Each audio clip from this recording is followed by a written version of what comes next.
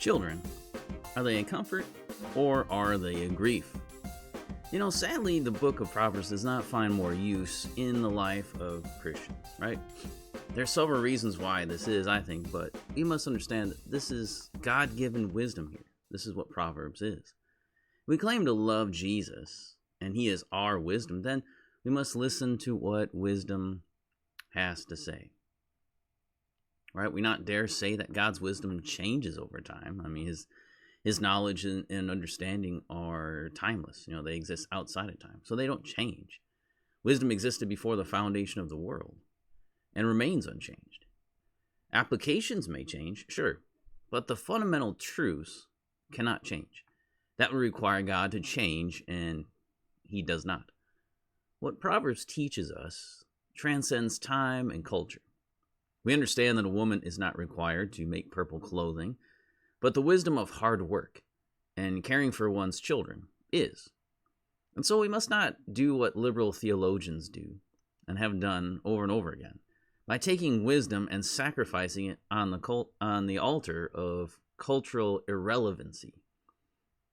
As we have seen, God has given us much instruction on how to fear him and how to live accordingly. That's what wisdom is, the fear of God lived out.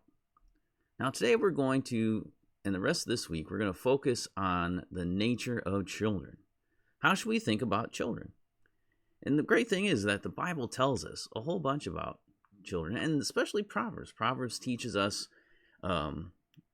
children, who they are, which is what we're going to kind of look at this week. We're going to take a look at what does Proverbs say results from a child who is foolish and a child who is wise.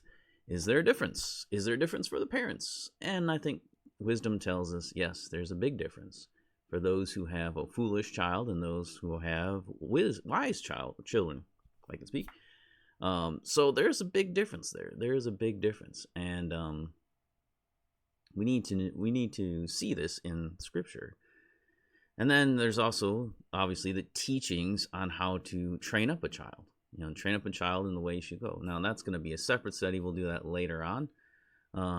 That's my goal, at least. But today, in the rest of this week, we're just going to look at, the nature of children. They can be foolish and they can be wise. We can have wise children. And that's a good thing to know. That's encouragement, because our children can be wise. They can fear the Lord and they can have wisdom, even at a young age.